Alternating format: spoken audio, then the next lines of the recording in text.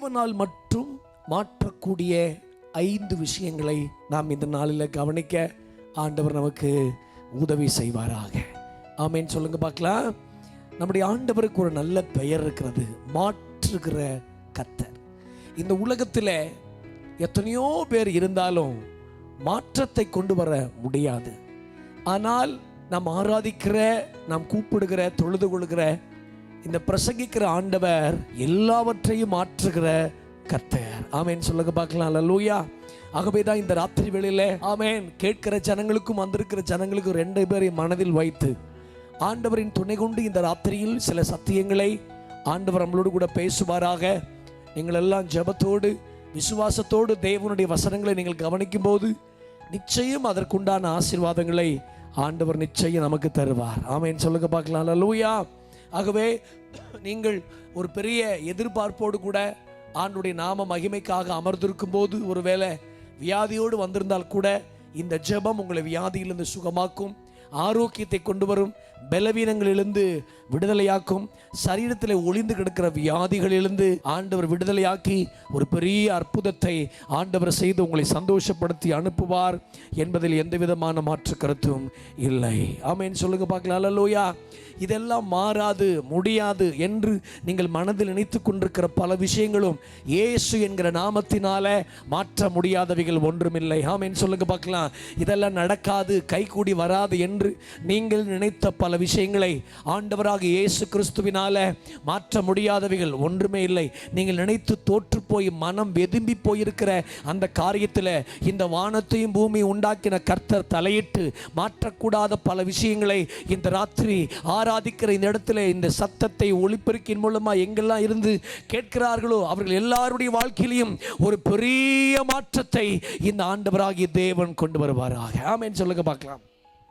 5 காரியத்தை பைபிள் இருந்து ஆண்டவர் மட்டுமே மாற்றக்கூடிய 5 காரியத்தை வேகமா, ரொம்ப எளிமையான சத்தியங்கள். ஆனால் இந்த தேசத்தின் வாசிகளுக்கு இந்த சத்தியங்கள் தேவை என்ற காரணத்தினால் அதை கொஞ்ச நேரம் பேசி உங்களை நாங்கள் ஜெபத்தில் நடத்த ஆண்டவர் நமக்கு உதவி செய்வாராக. ஆமென் சொல்லுங்க பார்க்கலாம். சொற்ப நேரங்கள் நாம் இந்த கூட்டங்களில் முடித்து விடுவோம். ஆகவே நாம் ஜெபத்தோடு இந்த நாட்களில் இருந்தால் நிச்சயம் தேவன் நம்மளை ஆண்டவர் ஆசீர்வதிப்பார். பக்கத்தில் இருக்கிற ஒரு ஆளை கைப்பிடிச்சு சொல்லுங்க, ஆண்டவர் எல்லாத்தையும் மாற்றுவார், கவலைப்படாத. என்ன சொல்லுங்க பார்க்கலாம். கர்த்தர் எல்லாத்தையும் என்ன செய்வார்? மாற்றுவார். ஆண்டவரே சொல்லாமல் உட்காந்துருக்கிறாங்கப்பா, இயேசுவே ஸ்தோத்திரம் சொல்லுங்க. ஆண்டவர் எல்லாத்தையும் என்ன செய்வார்? மாற்றுவார். மாற்றுகிற ஜீவன் உள்ள தேவனை நாம் ஆராதிக்கிறதுனால மாறாதவைகள் எல்லாம் ஆண்டவரால் மாறி போகும். கர்த்தருக்கு ஸ்தோத்திரம் உண்டாக. முதலாவது எரேமியாவின் புஸ்தகம் 31ஆம் அதிகாரம் 13ஆம் வசனத்தை நாம் வாசித்தால், துக்கங்களை சந்தோஷமாய் மாற்றுகிற ஒரு தேவன். இது சிலுவையின் நாட்கள், தபசு நாட்கள் என்று சொல்லுவார்கள். இயேசுநாதர் நமக்காக பட்ட பாடுகளை நினைவு கூறுகிற நாட்கள் என்று இந்த நாட்களை அவர்கள் சொல்வார்கள். இந்த நாட்களை நினைவு கூற வேண்டிய என்னது? சிலுவையில் ஆண்டவர் என்ன செய்து முடித்தார்? நம்முடைய துக்கங்களை எல்லாம் சுமந்தார் என்று பைபிள் சொல்லப்பட்டிருக்கிறது. அப்படி சொல்லாம பைபிள் சொல்லுது, மெய்யாகவே நம்முடைய துக்கங்களை சுமந்த ஒரு ஆண்டவர் இருக்கிறார்.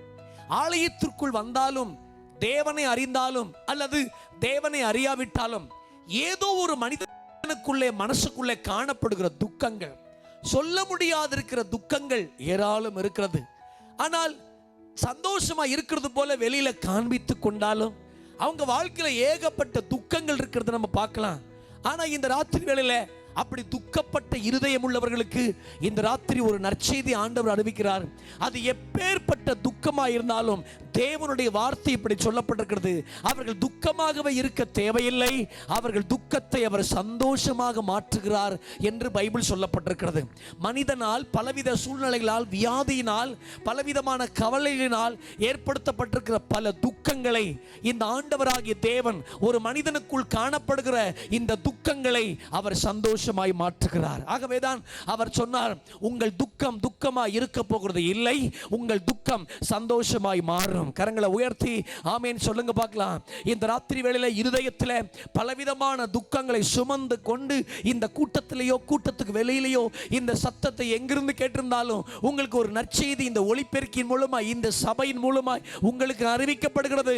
நீங்கள் துக்கத்தோடு தற்கொலை செய்து கொள்ள வேண்டாம், துக்கத்தோடு வாழ வேண்டாம். உங்கள் துக்கங்களை சந்தோஷமாய் மாற்றுவதற்கு தான் 2025 வருஷத்துக்கு முன்னாடி இந்த ஆண்டவராக இயேசு கிறிஸ்து மனித அவதாரம் எடுத்து மனிதனை பாவத்திலிருந்து சாபத்திலிருந்து அக்கிரமத்திலிருந்து ரட்சித்து அவன் துக்கத்திலிருந்து விடுதலையாக்க மனித அவதாரம் எடுத்து வந்தாரே தவிர ஒரு மனிதனை மதம் மாற்றுவதற்காக அவர் வரவே இல்லை.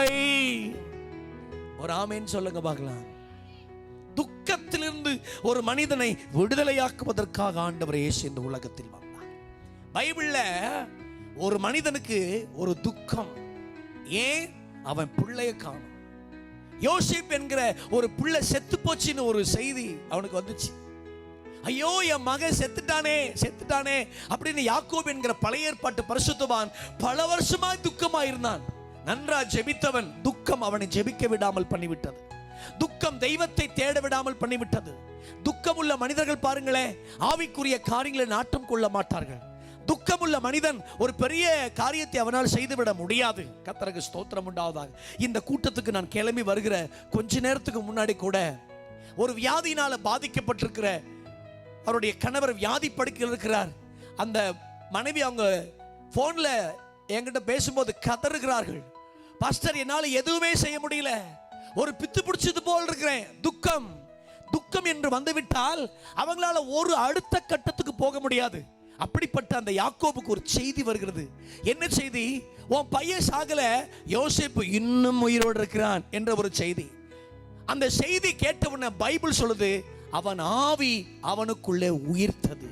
யோசேப்புக்கு அடையாளமா இருக்கிற இயேசு சாகல, இன்னும் உயிரோடு இருக்கிறதுனால நம் துக்கத்தோடு இருக்க வேண்டியதில்லை, நம்முடைய துக்கங்களை அவர் சந்தோஷமாக மாற்றுவார்.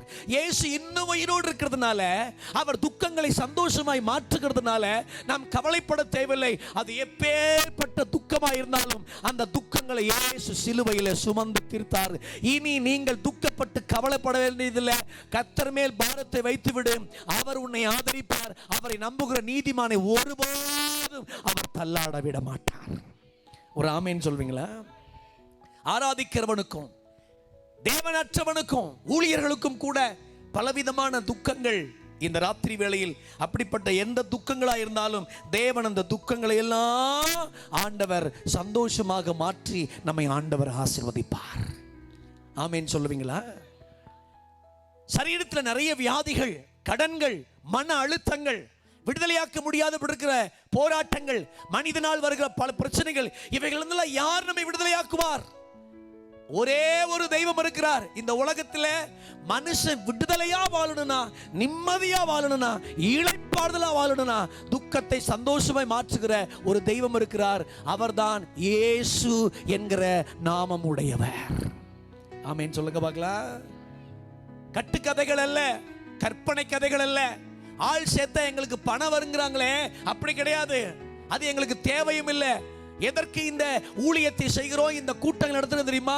பாவத்தில், சாபத்தில், துக்கத்தில் தற்கொலை பண்ணி கொண்டிருக்கிற அவங்களுக்கு இந்த துக்கங்களை சந்தோஷமா மாற்றுவதற்கு தான் ஆண்டவர் இந்த ஊழியத்தை எங்க கைகளில் தந்திருக்கிறார். உங்கள் துக்கங்கள் துக்கங்களாய் இருக்காது, துக்கங்களை சுமந்த ஒரு தெய்வம் இருக்கிறார். ஒரு ஆமென் சொல்லுங்க பார்க்கலாம். துக்கத்தோடு இருக்க வேண்டும் என்று பிசாசு விரும்புகிறான். துக்கம் என்ன செய்யும்? சங்கீதக்காரனை போய் கேட்டு பாருங்க. துக்கம் என் கண்களிலே குழிய கொண்டு வந்துச்சு, துக்கம் என் வயிற்றில பெருமூச்சை கொண்டு வந்துச்சு, துக்கம் அடுத்த கட்டத்துக்கு போக முடியாம பண்ணிருச்சு.